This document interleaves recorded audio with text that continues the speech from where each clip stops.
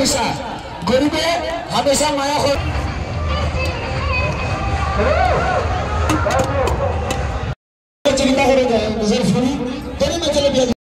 Hello বন্ধুরা, আমি বর্ণালী। প্রত্যেকবারের মতো আমার প্রাণের শহর হাইলাকান্দিকে ফেলে রেখে ব্যস্ততার রাজধানীতে ফিরে এসেছি, একদম সজীব সতেজ হয়ে।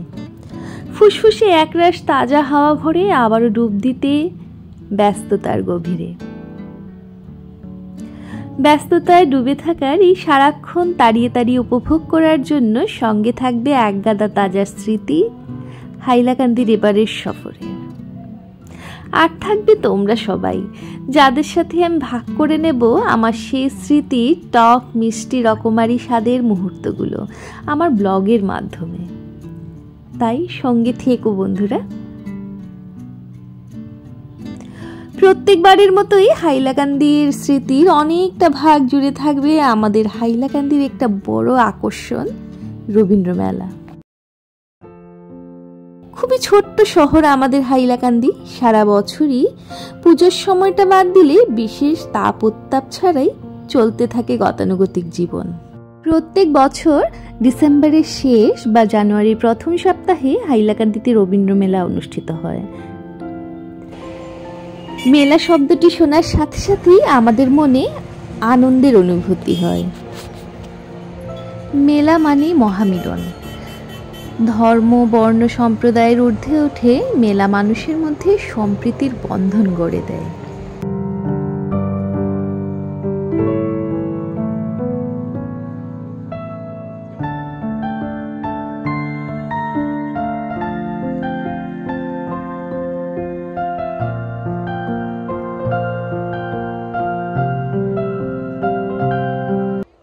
আমাদের হাইলাকান্দিতে যে মেলা অনুষ্ঠিত হয় তা রবীন্দ্র মেলা নামে পরিচিত। যেহেতু রবীন্দ্রনাথ ঠাকুরের নামেই মেলার নামকরণ, তাই শহরের আকাশে বাতাসে ধ্বনিত হতে থাকে রবীন্দ্রসঙ্গীত, যা শহরের পরিবেশটায় যেন সুন্দর রূপ এনে দেয়।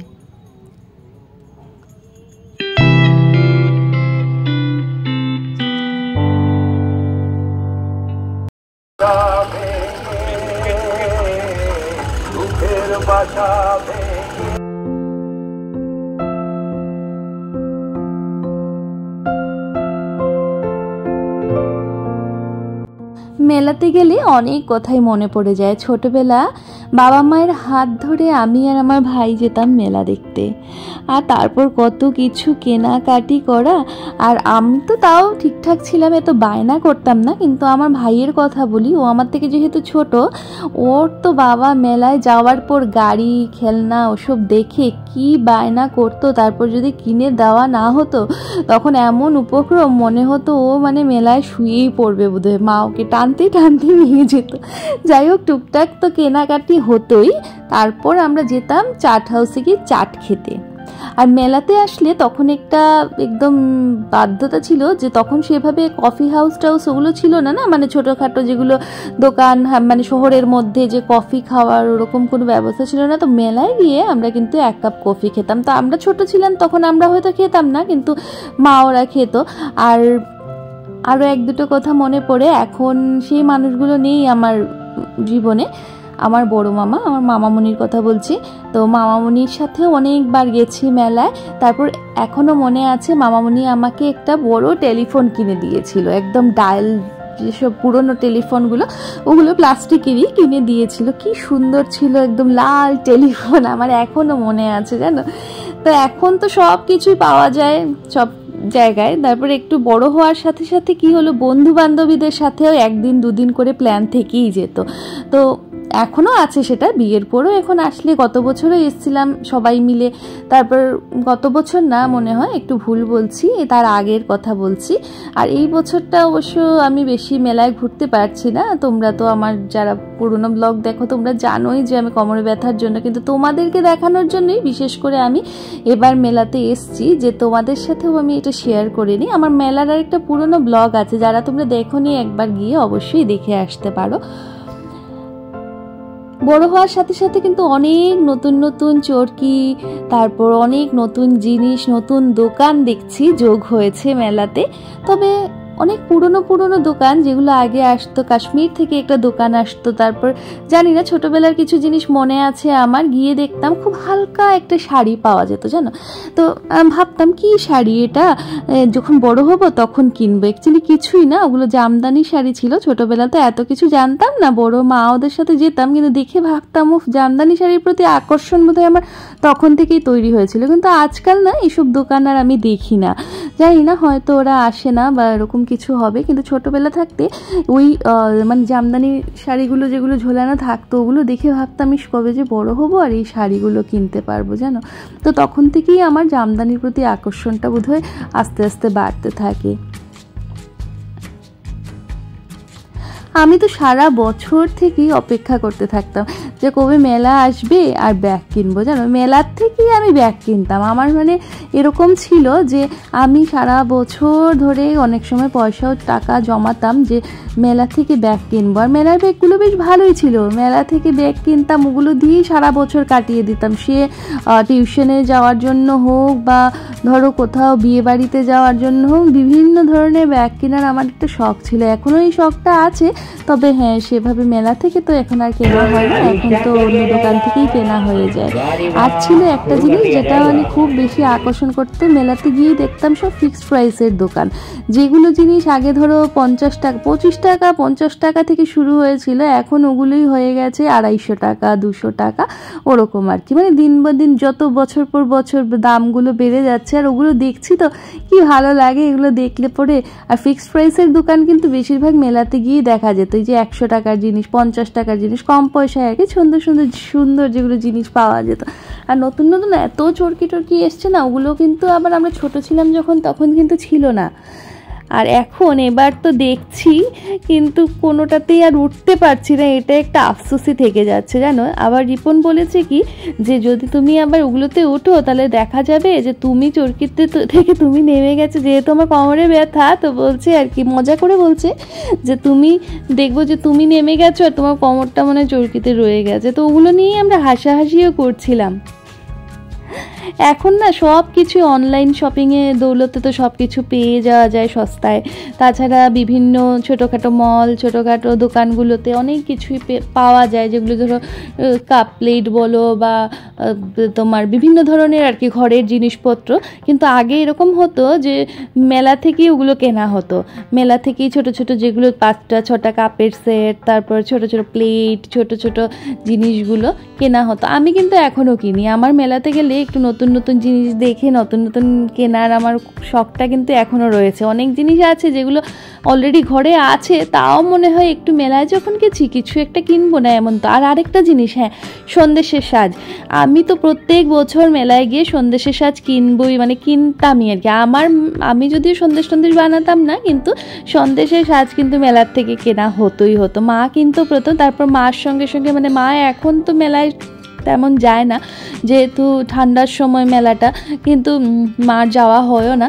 কিন্তু আমি তো যখনই যাই আমি 1-2টো সন্দেশের সাজ আমি কিনেই আনি।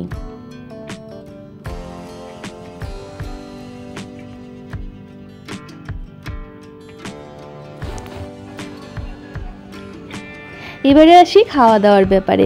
মেলায় গেলে নানা ধরনের স্টল, খাওয়া দাওয়া ওসব দেখে মানে ছোটোবেলা থেকেই মেইন অ্যাট্রাকশনই ছিল মানে চাট খাওয়ার প্রতি আর কি। তখন তো এত নানান বিনানে, এখন যেরকম অনেক কিছু স্টল যেমন পাপড়ি চাট এরকম, তখন ওরকম ছিল না। তখন বেশিরভাগ ছিল সিঙ্গারা চাট, যেটা একটু সিঙ্গারাটাকে একটু ভেঙে উপর থেকে একটু ঘুগনি টুগনি দিয়ে যেগুলো সিঙ্গারা চাট, তারপর পাপড়ি চাটও ছিল, তবে এখন একটু ভ্যারাইটিটা বেড়েছে। তো তখন যেগুলো ছিল না ওগুলোর টেস্টটা মনে হয় মুখে লেগে আছে। এখন ঠিক আছে, এখন তো আরও অনেক ধরনের ভাপা পিঠে, তারপর পাটিসাপটা অনেক কিছুই এখন নিয়ে বসে। তবে যেহেতু আমাদের এই মেলাটা হয় সংক্রান্তির সময়টাতে, শীতের সময়টাতে, তো এই সময় কিন্তু এগুলো খাওয়ার একটা বেশ আকর্ষণ আছে। এবারও মেলায় গিয়ে আমি খেয়েছি, কিন্তু খাওয়া দাওয়া কি ছাড়লে হয় বলো তো দেখি।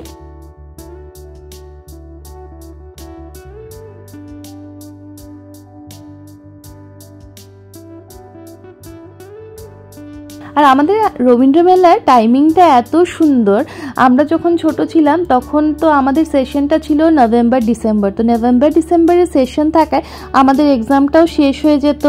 এক্সাম শেষ হলো, তারপর হয়তো রেজাল্ট দিল, তারপর আমরা মানে অনেকটা দিন ফ্রি পেয়ে যেতাম। কেন সরস্বতী পুজো আর এই এক্সামের মাঝখানে যে গ্যাপিংসটা, সরস্বতী পুজোর আগে কেউই পড়াশোনা শুরু করতো না তেমনভাবে, তাছাড়া স্কুলেও সেভাবে কোনো ক্লাস টাস হতো না। তো আমাদের কি আকর্ষণটা ছিল যে ওই সময়টাতে যেহেতু মেলা আসতো, তো মেলা তো একটা উৎসব পরিবেশ, তো আমরা মানে মোটামুটি, আমি তো এমনও হয়েছে 30 দিন মেলা ছিল, আমি 23 দিন মেলাতে গেছি। তো তোমরা বুঝতেই পারছো যে কি অবস্থা। বাড়ি থেকে যেহেতু খুবই কাছে, তো ফট করে চলে যেতাম আর কি, আজকে অমুকের সঙ্গে গেলাম, কালকে তো অমুকের সঙ্গে গেলাম, মানে বিভিন্ন গ্রুপ থাকতোই।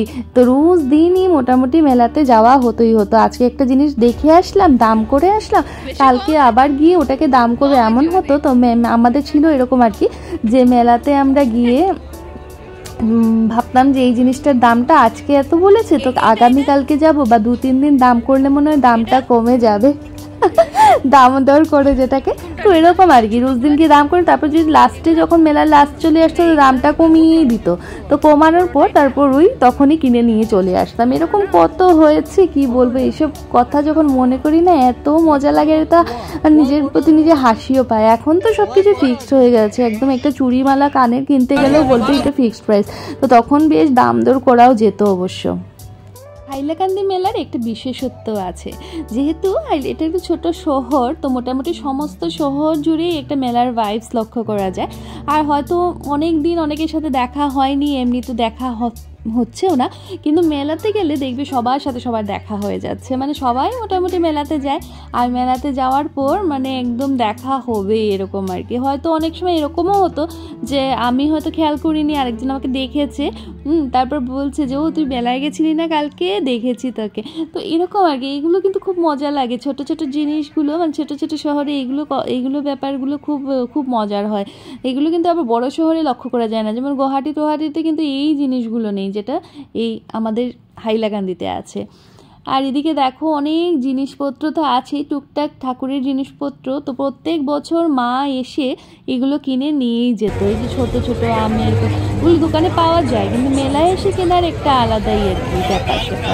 আর এদিকে ফুলের দোকান, কত ফুল কিনেছি, এখন চিন্তা করলে মনে হয় যে তারপর সামনের বছর আস্তে আস্তে আবার নষ্ট হয়ে গেলো, বাস ডিসকার্ড করে দেওয়া, তারপরে আবার নতুন ফুল কিনে নিয়েছি, এরকম আর কি। ফুলের